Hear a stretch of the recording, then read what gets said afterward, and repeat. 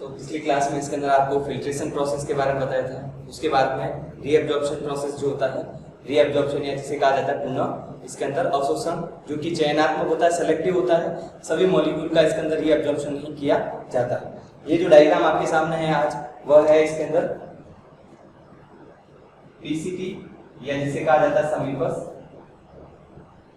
Proximal कॉन्वोल्यूट tubule या समीपस्थ कुंडलित नलिका। इसका डायग्राम है आपके सामने। इसमें पाई जाने वाली जो एपिथेलियल सेल है इस प्रकार की होती है। कल जैसे आपको बताया गया था, एपिथेलियल सेल या एपिथेलियल कोशिका।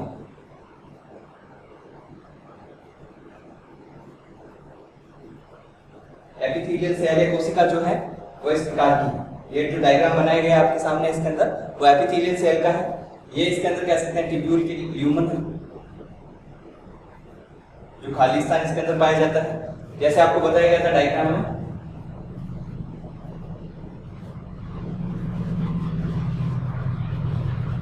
ये प्रॉक्सिमल कॉन्वोल्यूट ट्यूब्यूल का जो इसके अंदर भाग है, इसमें ये बाहर की ल्यूमन जो पाई जा रही है, उसमें विभिन्न प्रकार की जो कोशिकाएं पाई जाती हैं। उसमें जो एपिथेलियल सेल है, इसमें इसके अंदर आपको कल बताया गया था माइटोकॉन्ड्रिया पाए जाते हैं एटीपी का इसके अंदर निर्माण करने के लिए, एटीपी या ऊर्जा प्रदान करने के लिए। तो इसमें एपिथेलियल सेल जो पाई जा रही है, वोमन कैप्सूल से जो फिल्ट्रेट इसके अंदर आके प्रॉक्सिमल कॉन्वोल्यूट ट्यूब्यूल में आता है, तो इसमें एपिथेलियल सेल पाई जाती है, जो कि इस प्रकार से रीअब्जॉर्प्शन या इसके अंदर जिसे कह सकते हैं पुनः अवशोषण करती है। तो इस भाग को जैसे बड़ा करके देखें तो इसमें एपिथेलियल सेल जो पाई जाती है, बाहर का भाग तो ल्यूमन कहलाता है, अंदर होती है इसके अंदर कह सकते हैं एपिथेलियल सेल, जो इसके अंदर कह सकते हैं इसमें पाया जाता है। सबसे पहले एपिथेलियल सेल होगी, दूसरा इसके अंदर कह सकते हैं इसमें पाया जाता है माइटोकॉन्ड्रिया। कोशिकांग जो है माइटोकॉन्ड्रिया पाया जाता है।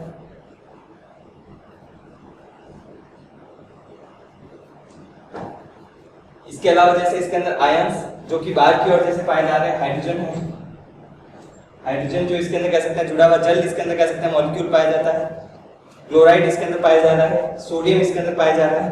इस प्रकार से ग्लूकोज और अमीनो एसिड भी हो सकते हैं। तो ये पार्ट इसके अंदर कह सकते हैं जिसमें एपिथेलियल सेल पाई जा रही है, उसको इसके अंदर बड़ा करके बताया गया। नीचे जो पाई जा रही है इसके अंदर यह बेसमेंट मेम्ब्रेन या जिसे कहा जाता है आधार झिल्ली, और ये होती है इसके अंदर पेरिट्यूबुलर कैपिलरीज। पेरिट्यूबुलर कैपिलरीज या जिसे कहा जाता है परिकुंडलित कैपिलरीज या केशिका जिसे कहा जाता है। कैपिलरी को केशिका कहा जाता है क्योंकि ब्लड वेसल जो होती है हार्ट से जो निकलती है, जैसे धमनी और शिराएं, तो वह इसके अंदर कह सकते हैं ब्लड को एक स्थान से दूसरे स्थान पर लाने का कार्य करती है और वापस हार्ट के पास लेके आती है। वो तो ब्लड वेसल होती है। ब्लड वेसल इसके अंदर कह सकते हैं या जो वाहिका है आगे और छोटे छोटे भागों में डिवाइड होती है, उसको इसका ब्लड कैपिलरी या केशिका कहा जाएगा। तो ब्लड कैपिलरीज या पेरिट्यूबुलर कैपिलरीज जो होती है, इसके चारों ओर जैसे आपको बताया गया था इसमें से निकलती है और इसके चारों ओर इस प्रकार से पाई जाती है। इस प्रकार से इसको कवर करके रखती है। जो भी मॉलिक्यूल होंगे वो रीअब्सॉर्ब होंगे, इसके पास आते हैं। तो किस प्रकार से इसके पास आएंगे, हाइड्रोजन या इसके जल का जो मॉलिक्यूल है, क्लोराइड है, सोडियम है, कैसे इसके अंदर कह सकते हैं जो कि ल्यूमन में पाए जा रहे हैं। अभी तो इसके अंदर कह सकते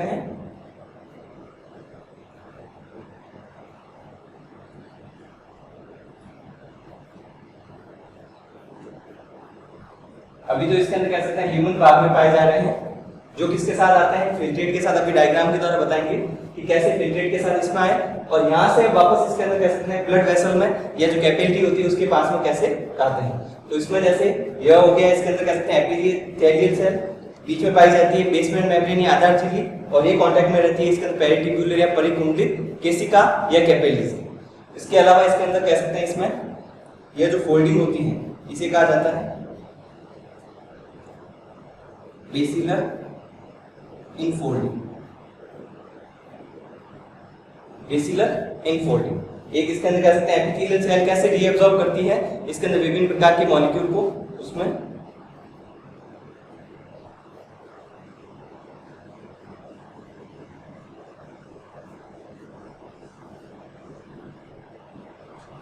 जैसे ये हो गए पेरिट्यूबुलर कैपिलरीज,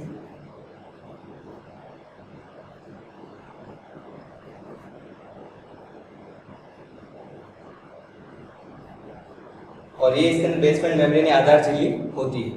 तो जो भी मॉलिक्यूल है, जैसे जल का मॉलिक्यूल हो गया या सोडियम हो गया, क्लोराइड हो गया, या इसके अंदर कह सकते हैं ग्लूकोज हो गया, अमीनो एसिड हो गए, ल्यूमन भाग से इसके अंदर कोशिका में, इस भाग से इसके अंदर कह सकते हैं कोशिका में इनका जो ट्रांसपोर्ट होता है वो स्वतः होता है, स्वतः या स्पॉन्टेनियस होगा। स्पॉन्टेनियस या स्वतः होता है, उसको किस प्रकार की ऊर्जा देने की आवश्यकता नहीं रहती है। तो ल्यूमन भाग से इसके अंदर कह सकते हैं सेल में, कोशिका में जो इसके अंदर कह सकते हैं यहाँ पर जो मॉलिक्यूल इसके एंटर करते हैं वह बिना ऊर्जा के करते हैं, इसमें एक्टिव ट्रांसपोर्ट कार्य नहीं करता है, एटीपी की आवश्यकता नहीं रहती। बीच का जो भाग है जैसे इसके अंदर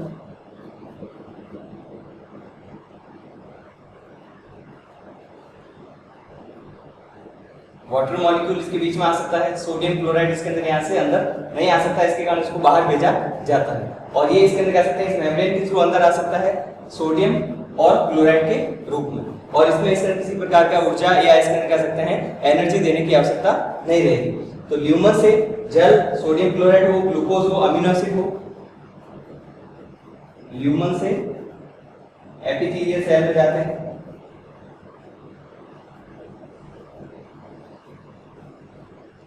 एपिथेलियल कोशिका में, और ये सिंपल इसके अंदर प्रोसेस होता है, इसके अंदर पैसिवली होता है, स्वतः होता है, ऊर्जा की आवश्यकता नहीं रहती है, स्वतः या स्पॉन्टेनियस होता है।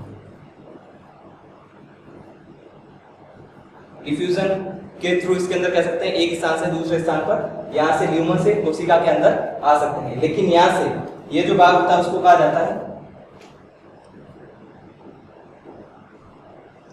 Intracellular space. ये जो स्पेस है यहां से इसके अंदर कह सकते हैं मॉलिक्यूल पेरिटिकुलर कैपिलरी या ब्लड वेसल के पास में जाएंगे। तो सेल से इसके अंदर कह सकते हैं इनको इंट्रासेलुलर स्पेस में भेजा जाता है। स्पेस में भेजने के लिए यहां पर इसके अंदर कह सकते हैं एटीपी की आवश्यकता रहेगी, एटीपी या ऊर्जा की आवश्यकता रहती है। इसमें सोडियम के मॉलिक्यूल हैं, उसको भेजना है तो उसके लिए ऊर्जा की आवश्यकता रहती है। जल के मॉलिक्यूल तो अंदर पाए जा रहे हैं। क्लोराइड के जो मॉलिक्यूल होते हैं, क्लोराइड के लिए इसके अंदर कह सकते हैं यहाँ पर एटीपी या ऊर्जा देने की आवश्यकता नहीं रहती है। क्लोराइड के मॉलिक्यूल इसके अंदर इसमें से पोटेंशियल डिफरेंस के कारण, क्योंकि बाहर की ओर इसके अंदर सेल में और स्पेस में क्लोराइड आयन इसके अंदर यहाँ पर ज्यादा है और यहाँ पर कम है, इसके कारण इसके अंदर पोटेंशियल या चार्ज या जो आवेश होता है उसके डिफरेंस या अंतर के कारण इसके अंदर यह कोशिका से इंट्रासेलुलर स्पेस में स्वतः आ जाएंगे। लेकिन सोडियम के मॉलिक्यूल को या इसके साथ में यदि ग्लूकोज का मॉलिक्यूल है, ग्लूकोज का मॉलिक्यूल है, अमीनो अम्ल है, उसके लिए इसके अंदर कह सकते हैं एटीपी या इसके अंदर कह सकते हैं एनर्जी या ऊर्जा देनी होगी, तभी इसके अंदर ये मॉलिक्यूल इस स्पेस में आएंगे। तो बाहर से तो इसके ल्यूमन से कोशिका में तो स्वतः आ सकते हैं, स्पॉन्टेनियस ऊर्जा देने की आवश्यकता नहीं रहती है। लेकिन कोशिका से स्पेस में, क्योंकि यहाँ स्पेस में इसके अंदर कह सकते हैं खाली स्थान नहीं आएंगे, तब तक इसके अंदर ये आगे इसके अंदर रीअब्जॉर्ब नहीं हो पाएंगे। तो इस स्पेस में इसके अंदर कह सकते हैं इनको भेजने के लिए ऊर्जा की आवश्यकता रहती है, और वो किसके लिए रहती है? सोडियम के लिए, ग्लूकोज, और तीसरा हो सकता है अमीनो अम्ल।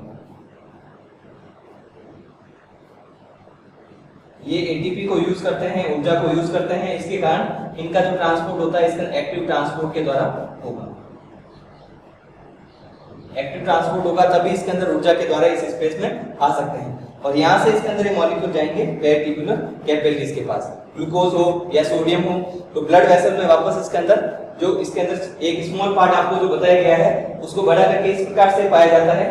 ल्यूमन से कोशिका में इसके अंदर मॉलिक्यूल आता है और यहाँ से इसके अंदर स्पेस से होकर वापस इसके अंदर रीअब्सॉर्ब हो जाते हैं।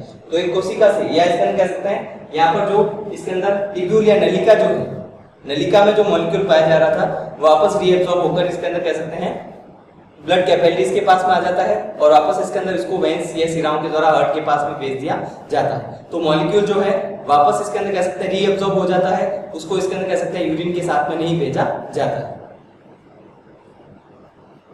इसके अलावा ये जो बात कर रहे थे प्रॉक्सिमल कॉन्वोल्यूट ट्यूब्यूल या इसके अंदर या जिसे समीपस्थ कुंडलित नलिका कहा जाता है, तो क्लोराइड का या वाटर का मॉलिक्यूल है तो इसका उच्च सांद्रता से निम्न सांद्रता की ओर जैसे इसके अंदर आ गया। सोडियम और ग्लूकोज ये इसमें आ नहीं सकते, इसके कारण इसके अंदर यहाँ से है और यहाँ से पोटेंशियल डिफरेंस के कारण इस स्पेस में आकर उसको भेजा जाता है। तो मुख्य रूप से प्रॉक्सिमल कॉन्वोल्यूट ट्यूब्यूल में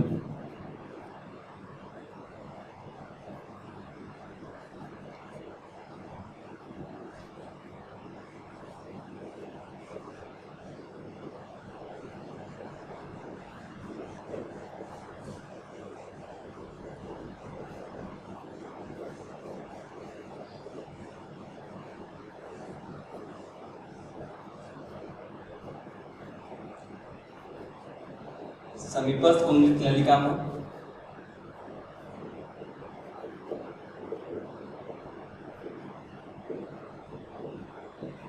जो पुनः अवशोषण होता है या रीअब्जॉर्प्शन होता है, उसमें जल का इसके अंदर जो पुनः अवशोषण या होता है वो 65% रीअब्जॉर्ब होता है। पोटेशियम आयन जो होता है इसके अंदर 65%। रीअब्जॉर्प्शन इसके अंदर जो समीपस्थ कुंडलित नलिका है जो फर्स्ट भाग है जिसमें फिल्ट्रेट आया है, तो रीअब्जॉर्प्शन प्रोसेस सेकंड स्टेप होगा यूरिन फॉर्मेशन का। तो कितना पुनः अवशोषण होता है? 65% जल का इसके अंदर पुनः अवशोषण कहां पर हो जाता है? इसके अंदर समीपस्थ कुंडलित नलिका है जिसे कहा जाता है पीसीटी या प्रॉक्सिमल कॉन्वोल्यूटेड ट्यूब्यूल में हो जाता है। और पोटेशियम आयन उसका रीअब्जॉर्प्शन जो होता है 65% वह पीसीटी या प्रॉक्सिमल कॉन्वोल्यूटेड ट्यूब्यूल में होगा। और लगभग 90% बाइकार्बोनेट जो आयन होते हैं HCO3 या जिसे कहा जाता है बाइकार्बोनेट, जो ब्लड में प्लाज्मा के साथ में आए हैं उसमें से 90% जो है बाइकार्बोनेट आयन का रीअब्जॉर्प्शन कहां पर होगा? इसके अंदर प्रॉक्सिमल कॉन्वोल्यूटेड ट्यूब्यूल। तो वाटर का 65%, पोटेशियम आयन का 65% इसके अंदर रीअब्जॉर्प्शन प्रॉक्सिमल कॉन्वोल्यूटेड ट्यूब्यूल में होगा पीसीटी में, और 90% बाइकार्बोनेट आयन का पीसीटी में रीअब्जॉर्प्शन होता है। सेकंड इसके अंदर ये तो पीसीटी में हो गया, सेकंड इसके अंदर होगा रीअब्जॉर्प्शन इन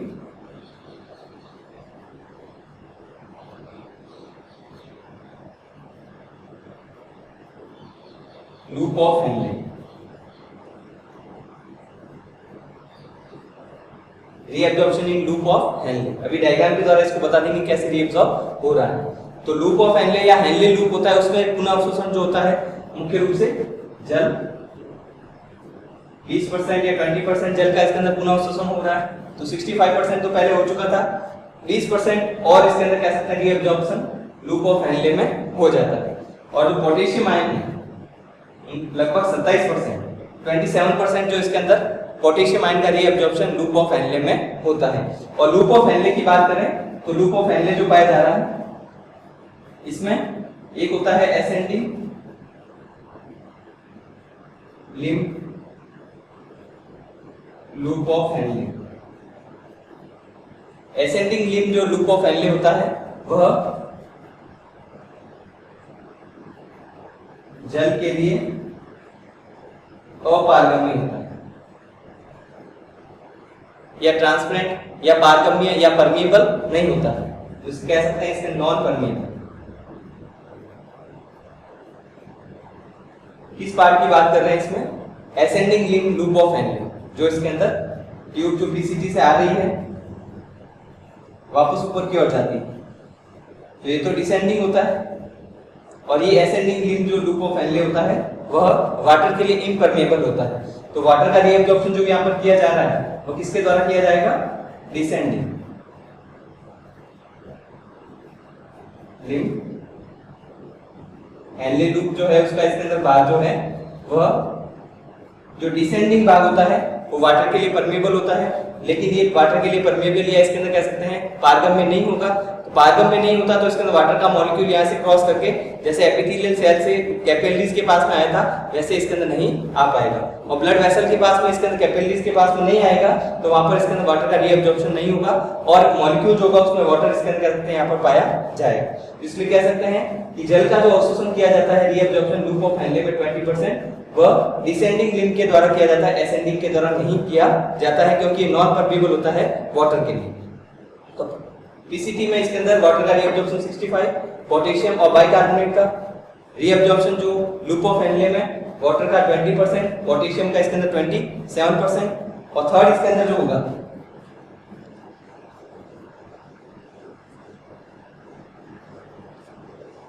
थर्ड जो रीअब्जॉर्प्शन होता है late DCT, distal convoluted tubule या दूरस्थ कुंडित नलिका, और इसके साथ साथ में संग्राहक नलिका जिसे कहा जाता है कलेक्टिंग डक्ट। इसमें जो रीएब्जॉर्प्शन होता है वह कितना % होगा? वाटर का रीएब्जॉर्प्शन होगा जल का 13%, बाइकार्बोनेट आयन का जो है पूरा इसके अंदर रीएब्जॉर्प्शन हो जाता है, क्योंकि 90% तो DCT में हो चुका है। 10% जो बचा है वह इसके अंदर कह सकते हैं यहाँ पर लेट DCT और कलेक्टिंग डक्ट में हो जाता है, तो पूरा इसके अंदर रीएब्जॉर्ब हो जाता है बाइकार्बोनेट आयन, जो कि इसके अंदर ब्लड के फिल्ट्रेट के साथ में या नेफ्रिक फिल्ट्रेट के साथ में या ग्लोमेरुलस फिल्ट्रेट के साथ में आए थे। उसके साथ साथ में सोडियम क्लोराइड, इनका रीएब्जॉर्प्शन जो होता है 35%। सोडियम क्लोराइड जो है उसका 35% जो है रीएब्जॉर्प्शन जो होता है वह लेट DCT और इसके अंदर संग्राहक नलिका या कलेक्टिंग डक्ट में होता है। वाटर का रीएब्जॉर्प्शन जो 13% होता है ये ADH या जिसे कहा जाता है anti diuretic hormone, anti diuretic hormone. Anti diuretic hormone के कंट्रोल में होता है जो वाटर का रीएब्जॉर्प्शन 13% हो रहा है, क्योंकि 65% तो पहले हो चुका है, 20% लूप ऑफ एनले में हो चुका है, 13% जो है वो इसके अंदर होता है लेट DCT और कलेक्टिंग डक्ट। तो यहाँ पर एंटी डाईयूरेटिक हार्मोन जो होता है वह कंट्रोल करता है वाटर का रीएब्जॉर्प्शन, जो कलेक्टिंग डक्ट या लेट इसके अंदर DCT में होगा। DCT में लेट मतलब जो दूर का भाग है, DCT भी इसके दो भागों में डिवाइड किया गया है। पहला जो भाग है उसको प्रॉक्सिमल कहते हैं, और दूसरा जो भाग होता है उसको इसके अंदर DCT का लेट इसके अंदर दूरस्थ भाग कहा जाता है। तो उसमें जो DCT का दूरस्थ भाग है वहां पर ही रीएब्जॉर्प्शन होता है, क्योंकि इससे पहले वाला जो प्रॉक्सिमल पार्ट होता है DCT का भी या अर्ली पार्ट होता है पहले जो आ रहा वह वाटर के लिए इसके अंदर कह सकते हैं परमेबल नहीं होता है। नेक्स्ट इसके अंदर सोडियम क्लोराइड का जो 35% रीएब्जॉर्प्शन हो रहा है वह किस हार्मोन के कंट्रोल में होता है? एल्डोस्टेरोन। एल्डोस्टेरोन हार्मोन के कंट्रोल में होता है। जैसे ये एंटी डाईयूरेटिक हार्मोन के कंट्रोल में होता है, ये एल्डोस्टेरोन जो हार्मोन है उसके कंट्रोल में होता है सोडियम और क्लोराइड का रीएब्जॉर्प्शन होना। आयंस का जो है वो एल्डोस्टेरोन के, और वाटर का जो है वो ADH या एंटी डाईयूरेटिक हार्मोन के कंट्रोल में होता है।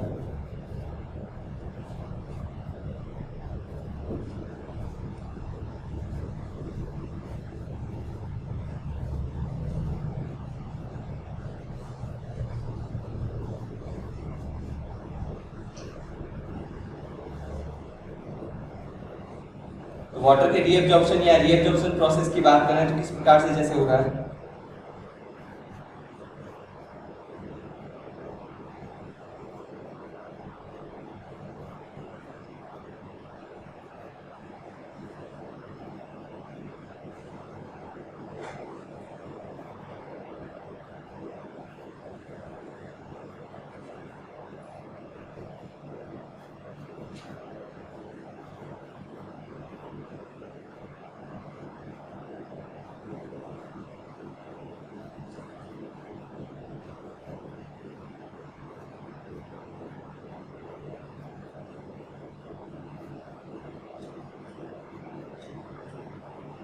इस प्रकार से इसके अंदर एक नेफ्रॉन का स्ट्रक्चर होता है।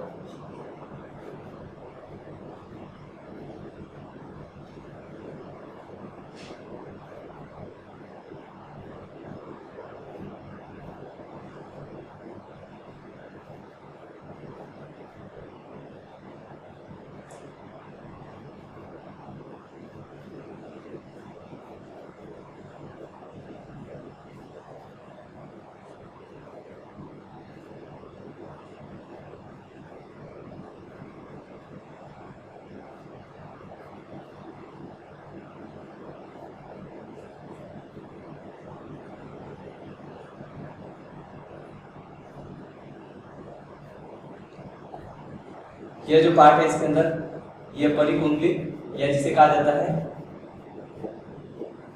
केसिका या पेरिट्यूबुलर कैपिलरीज, ये नेफ्रॉन का पार्ट है। इसमें फिल्ट्रेट जो आता है यहाँ से यहाँ पर आएगा ग्लोमेरुलस से, इसमें अमोनिया भी हो सकती है, सॉल्ट भी होंगे, ग्लूकोज भी होगा, अमीनो एसिड भी होंगे, ये मॉलिक्यूल इसके अंदर पीसीटी भाग में आते हैं और एपिथेलियल सेल में इसके अंदर इसका रीअब्जॉर्प्शन होता है। तो ये जो मॉलिक्यूल इसके अंदर यहाँ पर पाए जा रहे हैं, जैसे ये ब्लड वेसल में वापस इसका या कैपिलरी में रीअब्जॉर्प्शन होता है। तो यहाँ से जो मॉलिक्यूल है इसमें जाएंगे, अलग अलग प्रकार के मॉलिक्यूल इस ब्लड वेसल या कैपिलरीज में जाते हैं। तो ग्लूकोज एटीपी की आवश्यकता होगी, इसके कारण एक्टिव ट्रांसपोर्ट के द्वारा होता है। अभी जैसे आपको बताया डायग्राम के द्वारा ल्यूमन से उसके अंदर स्पेस में डालने के लिए ऊर्जा की आवश्यकता रहती है। अमीनो एसिड ये भी एक्टिव ट्रांसपोर्ट के द्वारा होता है।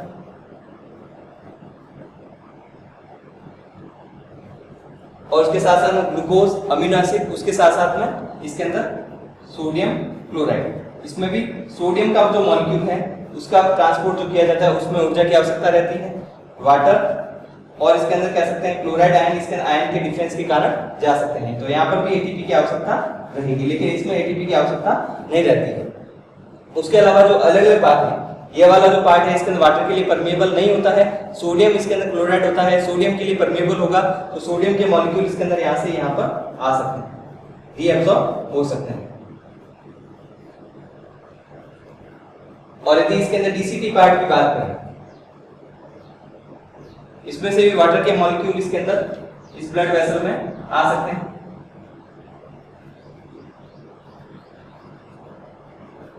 कलेक्टिंग डक्ट जो होती है इसके अंदर, इससे भी वाटर के मॉलिक्यूल यहाँ पर आ सकते हैं, इसका रीअब्जॉर्प्शन हो सकता है। तो ये इसके अंदर रीअब्जॉर्प्शन जो प्रोसेस होता है, किस भाग में इसके अंदर एटीपी की आवश्यकता रहती है, कौन सा इसके अंदर कह सकते हैं जो आयन या चार्ज के अंतर के कारण इसके एक स्थान से दूसरे स्थान पर जा सकते हैं, कौन से जो मॉलिक्यूल होते हैं उनमें भी किसी प्रकार की ऊर्जा की आवश्यकता नहीं रहती है, डिफ्यूजन के द्वारा या पैसिवली या स्वतः जा सकते हैं। कुछ होते हैं जिसमें इसका एटीपी या एनर्जी की आवश्यकता रहती है, तभी वो मॉलिक्यूल इसके अंदर ब्लड कैपिलरीज में जाएंगे, इसके लिए इसके अंदर ऊर्जा की आवश्यकता रहेगी। कुछ मॉलिक्यूल जैसे होते हैं, यहाँ से ब्लड वेसल जो है उसमें से अमोनिया जो है उसको ऐड भी किया जाता है। यहाँ पर अमोनिया जो इसके अंदर पाई जा रही है, जो इसके अंदर मुख्य रूप से ब्लड कैपिलरीज में जो पाई जा रही है, अमोनिया को इसके अंदर यहाँ से इसके अंदर इसमें ऐड भी किया जाता है। जब इसके यूरिन को सिक्रीट किया जाएगा इसके अंदर कलेक्टिंग डक्ट के द्वारा, ये हो गया डीसीटी। ये इसके अंदर कह सकते हैं जो भाग होता है पीसीटी कहा जाता है। ये लूप ऑफ हेनले, जिसमें ये डिसेंडिंग होता है, ये असेंडिंग होता है। डिसेंडिंग जो होता है, यहाँ से भी वाटर के मॉलिक्यूल इसके अंदर यहाँ से यहाँ पर डिफरेंस के कारण आ सकते हैं। और ये किस लिए होगा, अभी जैसे इसके नेक्स्ट क्लास में बताएंगे कि काउंटर करंट मैकेनिज्म में कैसे वाटर के मॉलिक्यूल रीअब्सॉर्ब होंगे और कैसे इसके एक स्थान से दूसरे स्थान पर जाते हैं। और यहाँ पर वाटर का जैसे रीअब्सॉर्प्शन हो गया सिक्रीशन में, इसके अंदर यहाँ पर ब्लड से इसके अंदर जो कैपिलरीज हैं, यहाँ से कलेक्टिंग डक्ट से इसके अंदर कह सकते हैं कैपिलरी से अमोनिया को इसमें डाला जाता है और अमोनिया को शरीर से रिलीज भी किया जाता है। यूरिया होगा तो यूरिया को भी इसके अंदर कह सकते हैं यहाँ से इसमें डाला जा सकता है। यूरिक एसिड है जो इसके अंदर आवश्यकता है जितना रखा जाता है, बाकी इसके अंदर कह सकते हैं यहाँ से रिलीज कर दिया जाता है। तो इस प्रकार से इसके अंदर रीअब्जॉर्प्शन जो प्रोसेस होता है इस प्रकार से कंप्लीट होगा, जिसमें जो इसके अंदर ट्यूब्यूल या नलिका पाई जाती है नेफ्रॉन की, वहां से कैपिलरीज में रीअब्जॉर्प्शन प्रोसेस जो होता है वापस मॉलिक्यूल को भेजा जाता है। इस प्रोसेस को कहा जाता है रीअब्जॉर्प्शन। एब्जॉर्प्शन जो डाइजेशन में बताया गया था वो तो इंटेस्टाइन की इसके अंदर कह सकते हैं कोशिकाओं से या वॉल से ब्लड में भेजा जा रहा था, लेकिन यहाँ पर इसके अंदर जो ट्यूब्यूल या किडनी जो कि इसके अंदर कह सकते हैं नेफ्रॉन की जो नलिकाएं हैं, इससे इस कैपिलरीज में